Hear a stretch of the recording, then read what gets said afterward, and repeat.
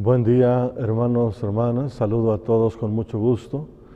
Soy el Padre Abel Romero Gutiérrez, párroco de Santa María de la Asunción en Huamustitlán, Guerrero, México.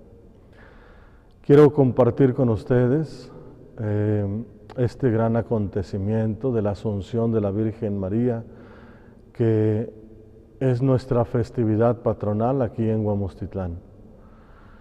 La Virgen María ha sido beneficiada desde la misma, antes de la creación del mundo.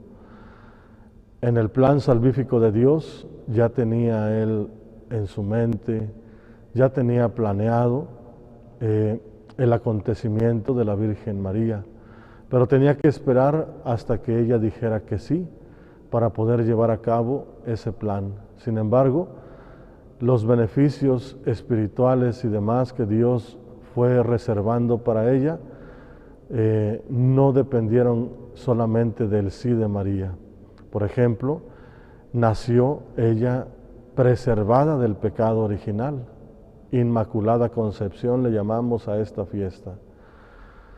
Para poder comprender un poquito mejor el acontecimiento de la Asunción de la Virgen, quiero retomar algunos datos de la Sagrada Escritura y después de estos, algunos datos que ya no están en la Escritura, pero que sí nos mencionan algunos libros, algunos contemporáneos a los libros de la Sagrada Escritura y otros un poquito posteriores. Se llaman libros apócrifos, que no significa que sean falsos o que no sean verdaderos.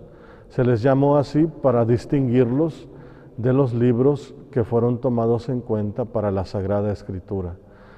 Obviamente, en estos escritos apócrifos hay alguna información que es fantasiosa, hay alguna información que está un poco disparatada, pero también dentro de esos relatos hay muchos datos que son verdaderos, que son ciertos y algunos son históricos. Bien, pues vamos entonces a pasar a los datos de la Virgen María en la Sagrada Escritura. La Biblia no nos da mucha información sobre la vida de la Virgen María, porque ella no es el centro de atención de la misma, sino Dios, y más en concreto Jesucristo nuestro Señor y sus enseñanzas en el Nuevo Testamento.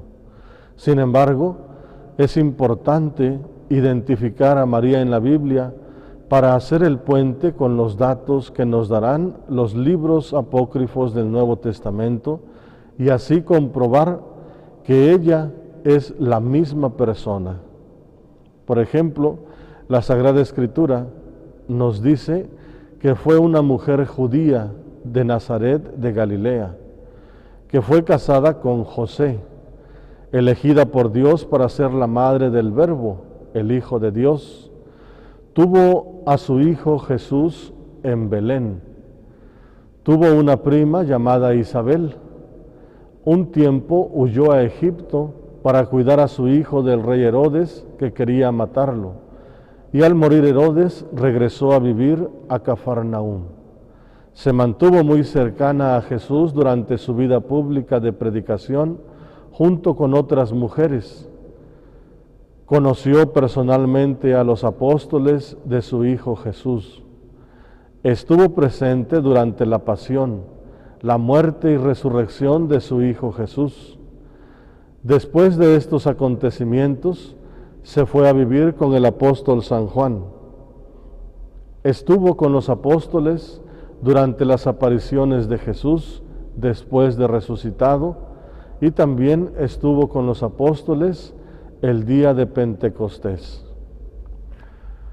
El día de Pentecostés es el último día, es el último dato que aparece en la Sagrada Escritura en donde se menciona a la Virgen María. De ahí desaparece ya la figura, la persona de la Virgen María, no se vuelve a mencionar. Entonces Pentecostés es ese último momento en que se menciona en la Sagrada Escritura. Pero también hay muchos datos que nos mencionan otros libros que ya les dije que se llaman apócrifos. Y dentro de ellos, en estos libros se nos narra precisamente la asunción de la Virgen María a los cielos. Esto no lo narra la Sagrada Escritura, no lo menciona, pero sí los apócrifos. Y en concordancia con la doctrina de Cristo, tiene mucho sentido lo que mencionan los apócrifos sobre la asunción de la Virgen María. Vamos a ver de qué se trata. Dentro de los libros apócrifos del Nuevo Testamento hay una pequeña colección que se llaman libros asuncionistas. Se llaman así porque hablan precisamente de la asunción de la Virgen María a los cielos. Pero quiero centrarme en uno de ellos. Estos libros son 3, pero yo voy a tomar uno que se llama El Tránsito de María, que tiene como autor al pseudo José de Arimatea. Se lo atribuyeron a José de Arimatea, pero no lo escribió él, por eso le llaman pseudo José de Arimatea. Este libro del pseudo José de Arimatea habla del tránsito o de la dormición. Las dos palabras, tanto dormición como tránsito, hacen alusión a la misma realidad. Pero lo importante de esto es que la asunción de la Virgen María hace más hincapié en que fue subida al cielo en cuerpo y alma. Dormición le llaman en Oriente, la liturgia de Oriente, porque prefieren admitir que solo María se durmió, que no murió. Por eso se llama dormicio, dormición de María. O en el Occidente, en la liturgia de Occidente, le llamamos tránsito, es decir, el paso de la vida a la vida eterna. ¿Cómo transitó? ¿A través de la muerte o sin la muerte? Bueno, no se menciona, no hay certeza de ello. De lo que sí hay certeza es que María fue llevada en cuerpo y alma al cielo. Bien, vamos a tomar entonces los datos que nos da este libro del tránsito de María de el pseudo José de Arimatea. Empieza con la oración de la Virgen que rogaba a su Hijo que la hiciera conocer el tiempo de su tránsito con 3 días de anticipación. Así se lo prometió con toda claridad. El apócrifo ofrece los presuntos datos cronológicos. Menciona que era el año 2 después de la ascensión de Jesucristo al cielo. 3 días antes de la muerte de la Virgen, vino un ángel del Señor que la saludó con las palabras del Ave María. Dios te salve María, llena eres de gracia, el Señor es contigo. Le entregó una palma, diciendo, dentro de 3 días será tu asunción. Un día, a la hora de tercia, se produjeron extraños fenómenos como truenos, lluvia, relámpagos y terremotos, mientras María oraba en su habitación. El relator cuenta así la llegada de Juan al escenario de los hechos. Juan evangelista y apóstol fue traído súbitamente desde Éfeso, entró en la habitación de la bienaventurada María y la saludó diciendo, Dios te salve María, llena de gracia, el Señor es contigo. Ella respondió, gracias a Dios. Incorporándose, besó y abrazó a San Juan.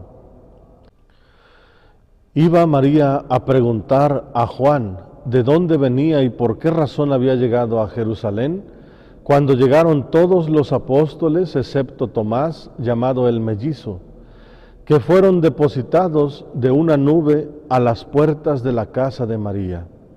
El relato enumera los nombres de los discípulos del Señor trasladados en la nube hasta allí. En primer lugar menciona a Juan Evangelista y a su hermano Santiago, seguidos en la lista por Pedro y Pablo. El domingo, a la hora de tercia, descendió Cristo en una nube con una multitud de ángeles y recibió el alma de su madre querida. Reinaba un gran resplandor acompañado de suave aroma. Al retirarse la luz, la Virgen María fue asunta al cielo entre música de salmos e himnos. Transportaban luego los apóstoles el cuerpo de María desde el monte de Sión hasta el valle de Josafat. Tuvo lugar el ataque de los judíos contra el séquito, pero fueron heridos de ceguera.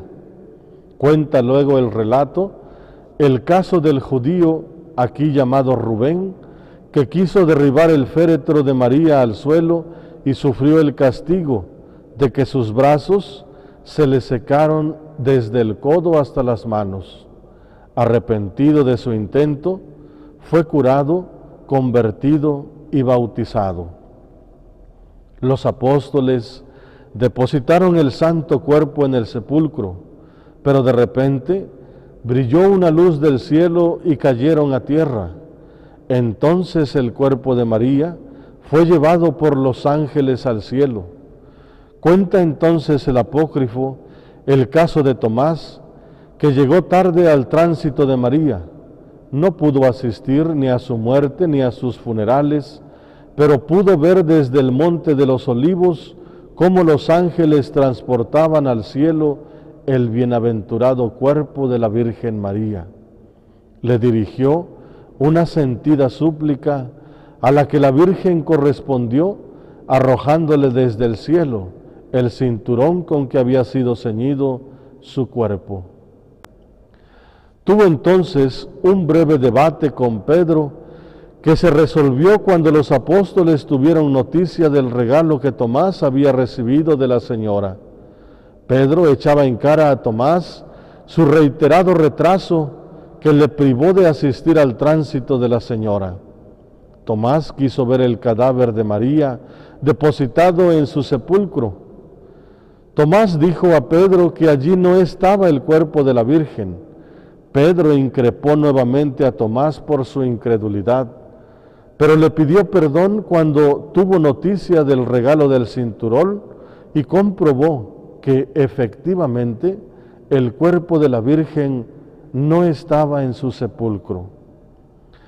El apócrifo termina su relato contando cómo la misma nube que había trasladado a los apóstoles hasta aquel lugar los devolvió a todos a los lugares donde ejercían su ministerio pastoral. Cuenta también el relato que al abrir la tumba de la Virgen María, un aroma suave y penetrante de flores aromáticas llegó hasta los apóstoles. En ningún momento, ningún mal aroma se asomó por ese entonces, mas por el contrario, este suave aroma recordó la pureza y la limpieza del alma y del cuerpo de la Virgen María.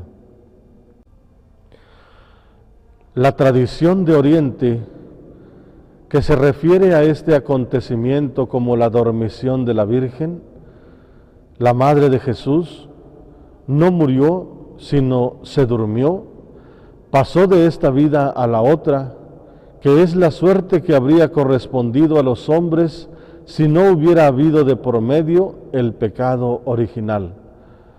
Y habiendo cumplido a la perfección la voluntad de Dios, fue llevada al cielo en cuerpo y alma como primicia y modelo de la plenitud eterna. Aunque la Iglesia celebra la solemnidad de la Asunción de María el 15 de agosto, es costumbre recordar también la dormición o el tránsito de María el día 13 de agosto, así como lo narra el libro apócrifo mencionado.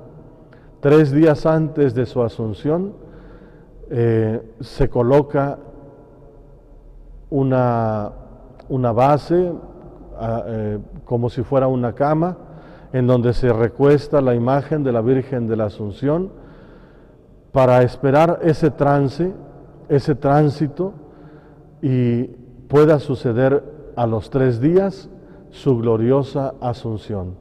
Entonces es parte ya de nuestra tradición recordar esta espera, esta velación del cuerpo de María, podemos decirlo así, el día 13 de agosto. La tradición consiste en acostar la imagen de la Virgen sobre una mesa y rodearla de manzanas y rosas o flores aromáticas, pues una antigua narración cuenta que los apóstoles colocaron el cuerpo de la Virgen en un sepulcro y permanecieron en oración durante 3 días, pero el apóstol Tomás, quien no pudo estar junto a María en el momento de su tránsito, suplicó a Pedro que le permitiera ver el rostro de la Madre de Jesús por última vez, y al abrir el sepulcro, una fragancia como de manzanas y rosas llenó el ambiente, esparciéndose por toda Jerusalén, y en lugar del cuerpo de María, hallaron rosas en el sepulcro como signo de su glorificación. A las manzanas también se les relaciona con el fruto prohibido que comieron Adán y Eva en el paraíso, lo que provocó su destierro. Pero con la perfecta obediencia de la Virgen María a la voluntad del Señor, este fruto tiene un significado diferente. Así como por Adán y Eva se perdió la gracia por el pecado, así por el nuevo Adán, Cristo, y la nueva Eva, María, fue restituida la gracia de nuestro Señor. Así que estas manzanas nos recuerdan que María es ahora copartícipe de la redención de todos nosotros los pecadores. Cuando la Iglesia contempla cómo María Santísima es asunta al cielo, uno puede contemplar su propia victoria, porque los cristianos sabemos que después de la muerte, al igual que nuestra Madre María Santísima, todos contemplaremos a Cristo y seremos semejantes a Él.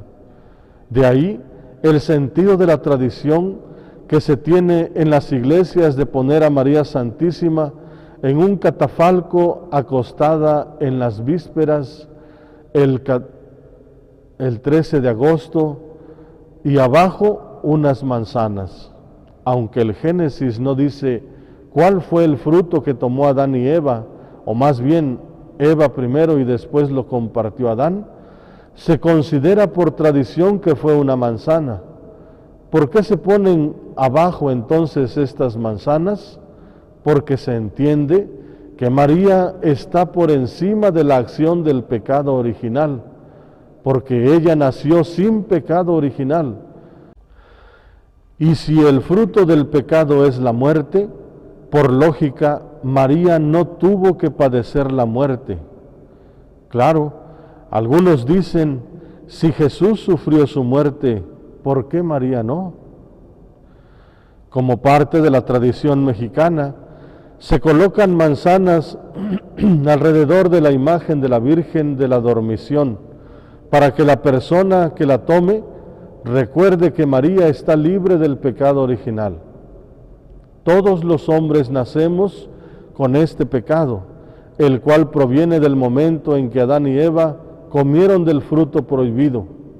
Con ese acto, a la humanidad se le cerró toda puerta que permita entrar al paraíso. Pero con Cristo el nuevo Adán y con María la nueva Eva, han sido abiertas de nuevo las puertas del paraíso. Esta tradición tiene mucho sentido cuando nosotros comparamos como lo hacemos el día de hoy a cómo se narró en los libros apócrifos en la antigüedad. Entonces forman parte de nuestra cultura, de nuestra tradición con respecto a la asunción de la Santísima Virgen María al cielo. Además, esto que hemos escuchado no se contrapone con la doctrina de la Iglesia Católica, con la doctrina cristiana. Por lo tanto, es una parte muy importante para nuestra gente y, por supuesto, para nuestra parroquia aquí en Huamustitlán Guerrero. Este gran privilegio que ha tenido la Virgen María de parte del Señor, de parte de Dios, tiene su culminación precisamente en la asunción de la Virgen María a los cielos. Por esta razón, esta doctrina forma parte ya de la doctrina cristiana. El Papa Pío XII, el 1 de noviembre de 1950, proclama el dogma de la Santísima Virgen María de la Asunción, subida al cielo en cuerpo y alma por el Señor. Y en una constitución apostólica que se llama Magnificentissimus Deus, en ella proclama el dogma de la Asunción con estas palabras: después de elevar a Dios muchas y reiteradas preces y de invocar la luz del Espíritu de la verdad, para gloria de Dios omnipotente, que otorgó a la Virgen María su peculiar benevolencia, para honor de su Hijo, Rey inmortal de los siglos y vencedor del pecado y de la muerte, para aumentar la gloria de la misma augusta Madre y para gozo y alegría de toda la Iglesia, con la autoridad de nuestro Señor Jesucristo, de los bienaventurados apóstoles Pedro y Pablo, y con la nuestra, pronunciamos, declaramos y definimos ser dogma divinamente revelado que la Inmaculada Madre de Dios, siempre Virgen María, terminado el curso de su vida terrena, fue asunta en cuerpo y alma a la gloria celestial. Como hemos escuchado, en el dogma no se determina si murió o si no murió. Lo que dice el Papa es que al terminar sus días en esta vida terrena, ella fue llevada en cuerpo y alma, es decir, incorrupta, al cielo. Pues lo más importante no es si murió o si no murió. Ambas cosas son válidas y ambas cosas también pueden ser no válidas, porque María, si es inmaculada, entonces, como consecuencia del pecado, pues si no tiene pecado no puede morir. Si no murió, entonces es válido. Y si murió, pues también es válido, porque si Cristo, siendo Dios, verdadero Dios y verdadero hombre, murió, pues con mucho más razón ella, que era una criatura, no era Dios. Claro, privilegiada por Dios, pero no era Dios. Entonces también es válida la posición de la muerte de María como para unirse a los actos salvíficos de su Hijo Jesús. Bueno, pues me da muchísimo gusto poder compartir con ustedes algunos de estos datos para poder nosotros conocer, profundizar y darle mayor sentido a nuestra fiesta patronal en Huamustitlán, pero también para profundizar y conocer más acerca de nuestra fe. Muchísimas gracias. Dios los bendiga. Cuídense mucho, que estén todos muy bien. Hasta pronto.